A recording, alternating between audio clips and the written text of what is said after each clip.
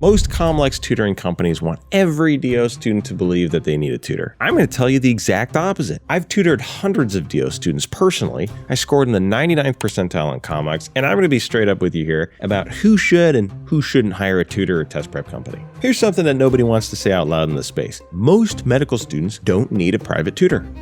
There, I said it.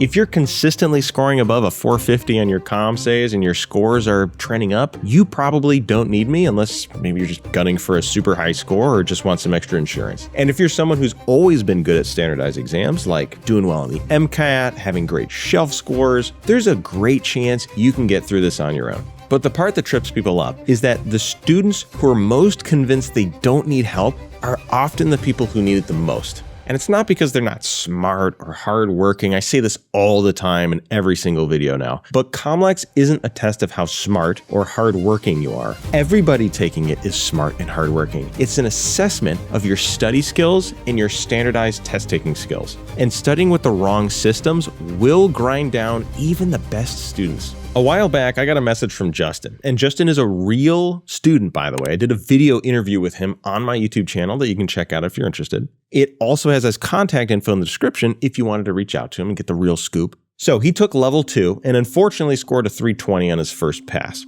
That is first percentile, just so we're clear. He studied for 1 to 2 months for that attempt, did practice questions every day, did plenty of content review. He definitely put in the work. And yet he ended up not only failing COMLEX, but he failed by a long shot. So when I sat him down together and I looked at his approach and I worked through some practice questions with him, the problem was pretty obvious right away. He was really smart and he worked very hard. He knew a lot of the questions that we were talking about, but why did he get a 320? Well, the problem was his strategy. And this is what I'm trying to tell people. It's almost never an effort or an intelligence problem. It's a how are you studying for this exam problem. He had a study plan that he made himself, and he heard from friends that worked and from Reddit that should have worked, but it just didn't for him. He was doing questions randomly, reviewing passively, and had zero system for retaining information long-term. So after that, I had him take a COMSA to see where he currently stood. This was in the very first week of working together. I had him do this because it had been a couple months since he last studied for COMLEX. Just my luck, he scored a 280. Even worse. And even in my line of work, I don't see 200s very often. They're pretty rare. And because no student I take on is ever easy, his school gave us only 6 weeks to rescue him from the depths of 200 hell. And of course, for me personally, it gets worse because he had our pass guarantee, meaning if he didn't pass, we'd give him a refund. Okay, so I saw that 280 with his 6-week timeline and thought, man, this guy is getting a refund. However, I have seen pigs fly in this space with the right strategy and a little tutoring elbow grease. So I changed the strategy right away, and he started meeting with our team of expert tutors a few times a week. And that's it. That's all we do. We didn't even have our complimentary group tutoring available yet at that time. I mean, that is all we did for him. Changed the strategy, met with our tutors a few times a week. But what I find crazy about other big name test prep companies is that they drown you in work. Lectures every day for 4 hours. Then you have to do an hour of tutoring with an MD medical student, because why not? And then you have to do 2 question blocks with review. Does that sound feasible? No. I didn't make that up, by the way. Half of our students come from that big name test prep company after failing again, and then they come to us. That's the real plan they make you do every day for 1 to 2 months. I am 100% sure the person in charge has never actually tried to do all of that in one day. I'm not jaded. I'm very jaded. So I gave Justin the plan that I've personally used, and I know that works. I do that because it is realistic. Most of the gains from tutoring come from having a solid study plan that gets you points between tutoring sessions. So he didn't need to meet with us every day. I'd say 99% of our students don't need to meet with us every day, because as long as you put in the work, the plan we give you will work for you. Okay, back to Justin. In just 6 weeks, he sat for his second attempt, and miraculously, I was not nervous for him anymore. I was genuinely concerned in the beginning, but not anymore. His COMSAs had flown up from 280, then high 300s, then high 400s. And I don't always get to tell students this, but I told him, Justin, you're officially on my list of people I'm least concerned about. He passed his second attempt, scoring a 440. And at the time of recording this, I just found out that he matched into residency this week. Justin, if you're watching this, proud of you, man. You earned it. So what exactly did we change to get him that 120-point jump after a failed attempt and in just 6 weeks? Full transparency, we used focused question blocks targeting his weakest systems. We did all questions in timed mode and structured his daily studying just like test day to simulate the exam as soon as possible. We used spaced repetition to consolidate thousands of facts in a short period of time. We had him take multiple COMLEX and helped him review each one. And he met with our expert tutors in OMM, general surgery, OB-GYN, IM, EM, everything to help make those difficult concepts finally make sense. And even though we didn't meet with him every day, we met with him enough to hold him accountable to his plan and adjust it on the fly as needed. So here's the honest test for whether you're in Justin's situation or not. Pull up your practice score history. Are your scores actually moving in the right direction, even slowly? If yes, great. You might just need maybe a little strategy tweak and a community around you to help you out. But if your scores have been flat for weeks, or you've taken multiple practice tests and you genuinely can't figure out why you're stuck, that's when a tutor pays for itself. Remember that complimentary group tutoring I told you about earlier? Well, we have free sessions once a month that anybody is welcome to join and ask our expert tutor whatever you need. If you're in that earlier stage where you need resources, but you're not sure tutoring is the right move yet, this is exactly what our free Skool community is for. It's completely free to join. And inside you get over 100 practice question walkthrough videos that I personally recorded. You get live group study sessions, weekly office hours, and a community of DO students and physician tutors who actually understand COMLEX, not just USMLE. And here's the part I really want you to hear. Once you're in, you can DM me directly for free. Tell me where you're stuck, ask me your questions, and I'll point you in the right direction. No paywall, no pressure. I genuinely just like helping people. Links in the description. If after that you still feel like you need more, then we can talk to you about what tutoring looks like too. Okay, I've got another one for you. Shannon, real student with a video interview on my channel and her contact info in the description. Shannon failed level 1 on her first attempt. And when she came to us, she was already doing everything she thought she was supposed to be doing. Big name test prep companies. I'm telling you, half the people who come to us have already tried them. She was using multiple resources, running at the same time, and was struggling how to juggle it all. And honestly, that's the most common response I see after a failing score is that students just pile on more stuff. New books, new videos, more time studying every day, as if volume is somehow the thing that was missing, when you're already studying 12 to 14 hours a day. But Shannon's problem wasn't volume. Her problem was she had no idea what to cut out of her study plan. When we looked at her prep together, the first thing we did was strip it all back down. One focused question bank, structured daily plan, clear priorities based on her actual weak areas, not a fire hose of resources. I'm talking a shark with a frickin' laser beam on his head. And the other thing Shannon needed, which she'll tell you herself, was accountability. She didn't need someone to lecture her for 4 hours a day, just 1 hour.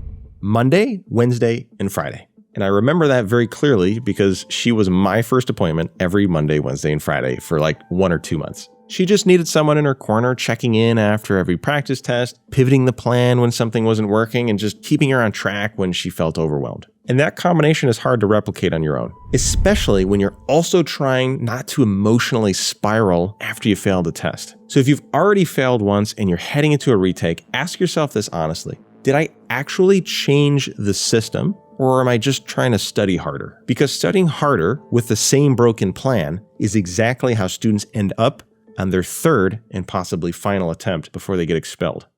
This one's the sneakiest category, and it's massively underdiagnosed. Priyanka, you're probably getting the idea how this video works by now, right? You guessed it, real student, video interview on my channel, contact info in the description. Pri had studied for COMLEX Level 2 for a combined year across 2 attempts. She wasn't underprepared, she wasn't lazy, she knew the material, she was very smart. I would go as far to say she was one of the brightest students I've ever worked with. She got a 900 on a COMSA, and I know that sounds like BS. I'm telling you, it's not. I didn't even know it went that high. But every single time she walked into a real exam, she failed with a score in the low 300s, barely making progress from the first to the second attempt. So I look back at her scoring history, her study history, COMSAs, even going back to the MCAT. The pattern was impossible to ignore. She consistently underperformed on the real test compared with all of her practice tests. That's not a content problem. That's a testing anxiety problem, which is a form of performance anxiety. It's a real psychiatric diagnosis. And I don't just mean, little butterflies before test day, a little extra IBS that morning. I mean heart pounding, like brain fog, can't access anything you know anymore. Where did my brain go? Anxiety. Wait a minute. There it is. Time to put you back in there, little guy. Hey, what's that? Seriously though, I've never seen testing anxiety quite like hers before. She would call me the morning of practice tests and frantically ask me if she really needed to take them or not. Spoiler alert, she did. That, as it turned out, was exactly what she was missing from the start. It sounds kind of harsh, but that's what exposure therapy is. So I tried it with her. We built her a desensitization plan. Timed practice tests away from home in unfamiliar environments, proctored remotely by our team, twice a week for 3 months, until the stress response finally started to flatten out. I didn't choose 3 months, by the way. That's just how long it took for her to finally start feeling more comfortable with testing. And eventually, it worked. She stopped calling me in the mornings. Our proctor told me that she started looking more calm during the exams. And even Pre told me that she felt much better about testing. So honestly, her scores really didn't change that much because she was already doing very well. She already knew everything she needed to know to crush COMLEX. She just had to overcome her anxiety. She took COMLEX Level 2 for the third and final attempt and passed. And I'm pretty sure her score flew up like 70 points from the second attempt to the third. She finally got to start her residency, and right now she is a resident physician. So if you're someone who consistently scores lower on the real exam than you do in practice, hear me on this. That is not bad luck. It's a solvable problem, but it takes intentional, structured work to fix and not just more Anki. More hours every single day. All right, this is the only exception. I don't have a video on this guy, but it is real, I promise. This one comes up more than you think, so I want to hit it quick. I had a student who couldn't finish 20 to 40 questions on every shelf and COMLEX exam he'd ever taken. He ran out of time every time. He didn't have testing accommodations or even a formal psychiatric diagnosis, but I'm telling you, that man was slow. Not in a dumb kind of way either, and I think he might have had a learning disability kind of way. Because of that, he was on his final attempt at COMLEX Level 2, having failed it twice already. And here's the mistake almost everyone makes in that situation. It's that they keep doing questions in tutor mode, thinking that if they just understand the material better, the speed problem will solve itself. It won't.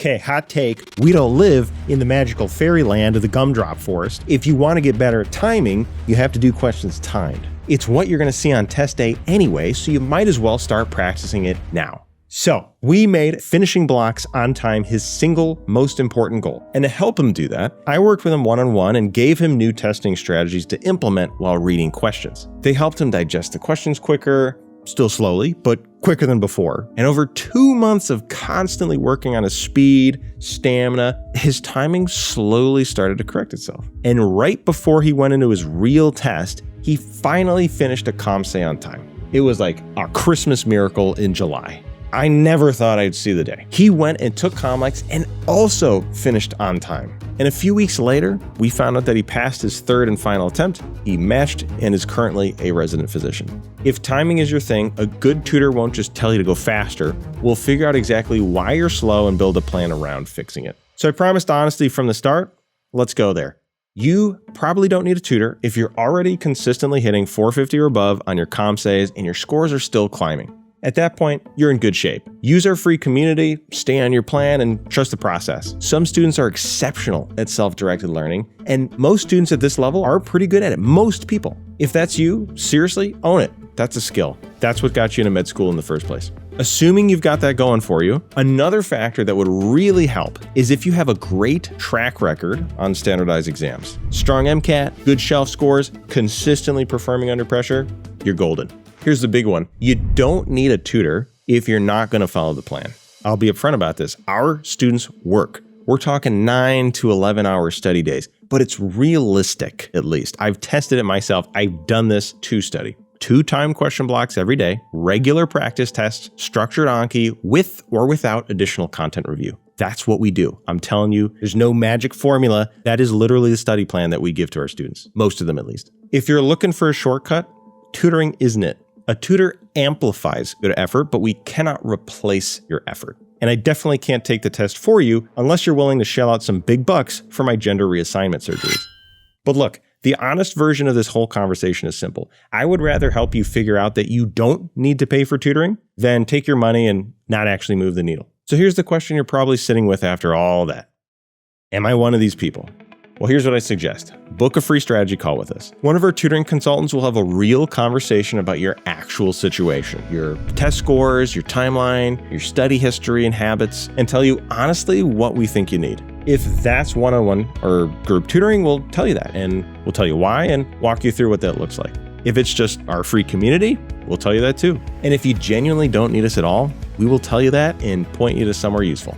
On our silver and gold plans, we offer a pass guarantee. If you complete the program and don't pass, we keep working with you at no additional cost. And if it's your final allowable attempt, you just get a refund. And I've never had to refund anyone. That's how confident we are in this. We get people a pass when big test prep companies couldn't. Link to book is in the description. Let's get you through this.